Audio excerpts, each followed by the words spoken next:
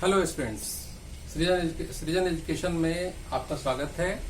आज की क्लास में हम लोग डिस्कस करेंगे कॉन्वेक्स मिरर। इससे पहले की क्लास में मैं आप लोगों को पढ़ा चुका हूं concave mirror and concave mirror पर कुछ न्यूमेरिकल्स।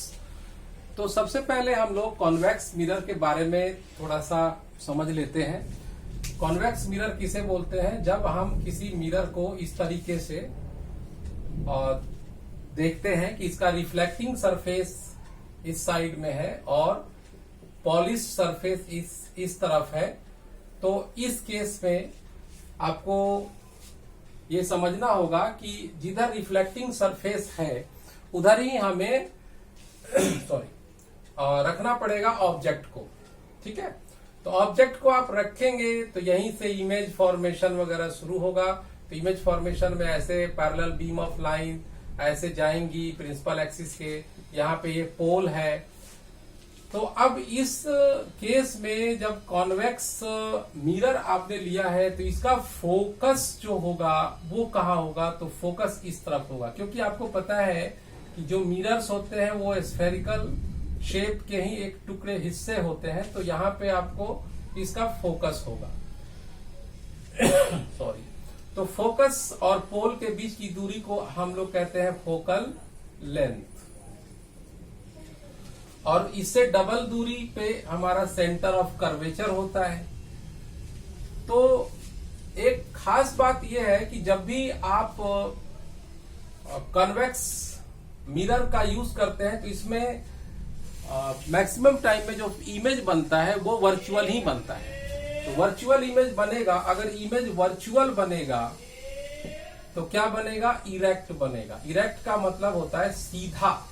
सीधा मतलब पहले क्या होता था कि ऐसे ऑब्जेक्ट रखते थे तो उल्टा बनता था, इसे कहते हैं रियल एंड इन्वर्टेड। और इसमें क्या केस है?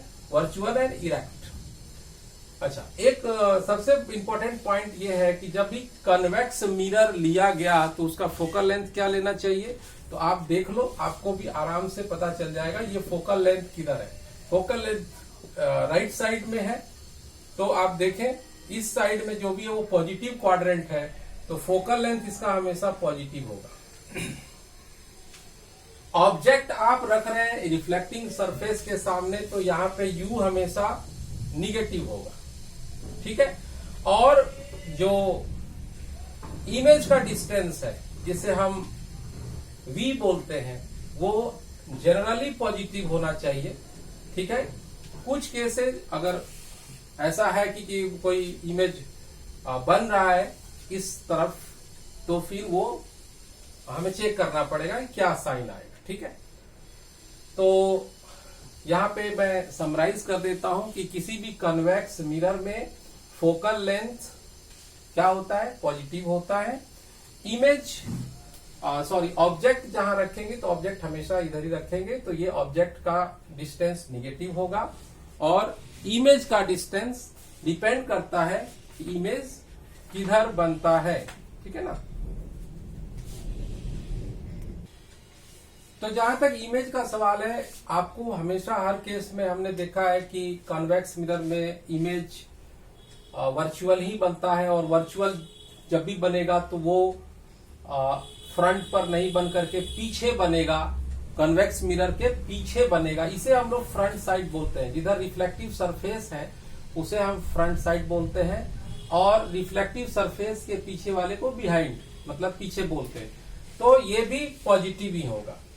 तो अब हमें इस पर कैसे न्यूमेरिकल सॉल्व करना है, तो मैं एक न्यूमेरिकल लिख करके और उसके बाद आपको समझाता हूं।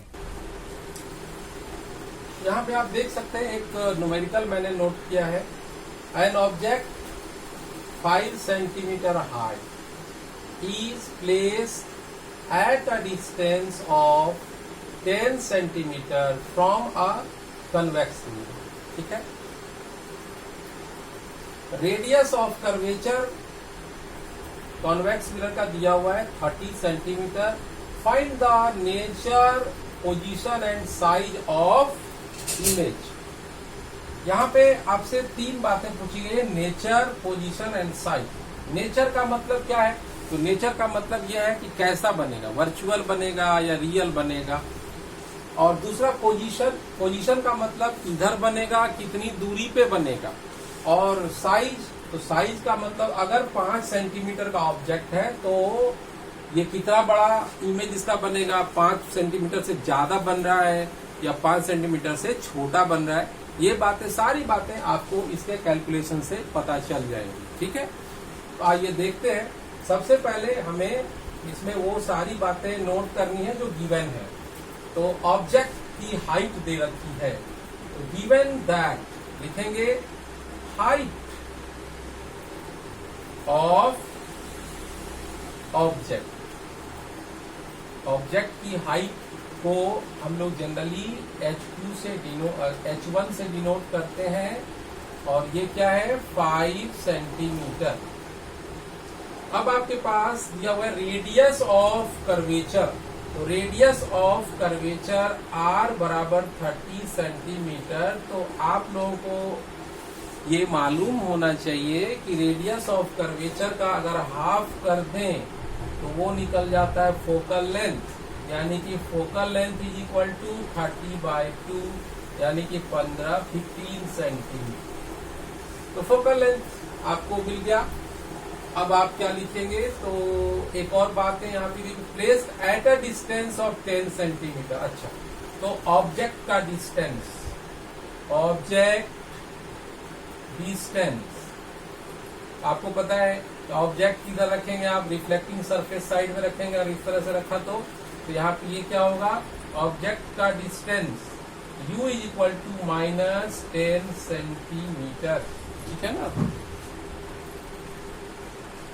इमेज का डिस्टेंस नहीं मालूम है, तो image distance v is equal to नहीं मालूम है। ठीक है ना, तो मालूम करना है।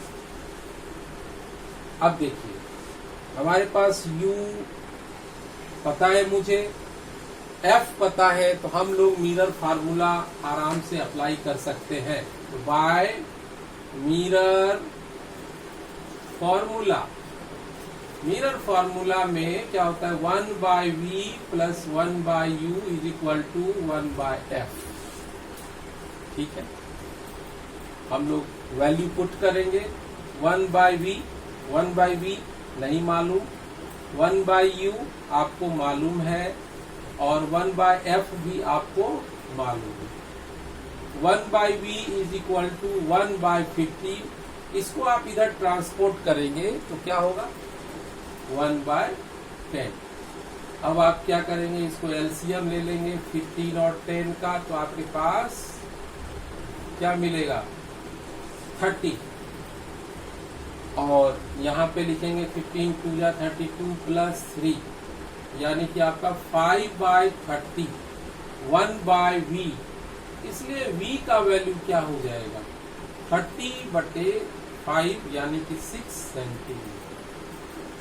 v का वैल्यू आ गया। अब आपके पास v का वैल्यू भी है, यानी कि इमेज का डिस्टेंस कहाँ, पॉजिटिव साइड, पॉजिटिव, यानी कि इमेज कहाँ बनेगा, जो मिरर है कन्वेक्स मिरर उसके बिहाइंड बनेगा। इधर आपने ऑब्जेक्ट रखा था तो इधर बनेगा, कितनी दूरी पे बनेगा, पोल से 6 सेंटीमीटर की दूरी पर इमेज बन जाएगा। इसका मतलब यही है। अब आपको क्या निकालना है, तो और एक और बात, अगर बिहाइंड बन रहा है तो इमेज कैसा बनेगा, image will be virtual and erect, or image will be formed at a distance, है ना, distance of 6 centimeter from the pole behind the reflecting surface, behind the reflecting surface। तो आपके दो सवालों के जवाब यहाँ पे है, नेचर मिल गया, पोजीशन मिल गया। अब साइज की बारी है। तो साइज कैसे निकालेंगे? तो साइज निकालने के लिए हमेशा मैग्निफिकेशन का फार्मूला यूज करते हैं, और मैग्निफिकेशन का फार्मूला आपके पास क्या है? तो चलिए मैं यहाँ पे थोड़ा सा स्पेस कम है लेकिन आप समझ पाएंगे, कोई दिक्कत नहीं है। मैग्निफिकेशन का फार्मूला, दो फार्मूले होते हैं, h2/h1, और एक होता है जो कि इमेज और ऑब्जेक्ट डिस्टेंस पर है, तो -b/u। अब या तो आप बारी बारी से इसको यूज करें, या आप ऐसे भी लिख सकते हैं h2/h1 बराबर -b/u। अब आप देखें h2 कितना है आपके पास? आप h2 क्या है? h2 what is h2? h2 is the height of image, तो h2 है नहीं, यही निकालना है। h1 कितना है हमारे पास? 5 centimetre is equal to, minus sign फार्मूले में इनबिल्ट है, v का वैल्यू कितना है? 6, u का वैल्यू कितना है? -10। सॉरी, हाँ, ये दोनों कैंसिल आउट हो गए, तो h2 is equal to 6 into 5/10, 5 2 जा 10, 2 3 जा 6, h2 का वैल्यू क्या आया? 3 सेंटीमीटर। तो इसका मतलब क्या है? यहाँ पे पॉजिटिव में आ रहा है, तो पॉजिटिव का मतलब यहाँ पे इसके भी कई अच्छे मतलब इसके मायने हैं। क्या मायने हैं? अगर पॉजिटिव आ रहा है तो ये जो प्रिंसिपल एक्सिस है इसके ऊपर ही बना होगा, ठीक है ना। और वर्चुअल बना है, इरेक्ट बना है, मतलब ऊपर बना है, और क्या? तो जो ऑब्जेक्ट की हाइट थी 5 सेंटीमीटर, उससे ये छोटा बना है, यानी कि स्मॉल 3 सेंटीमीटर।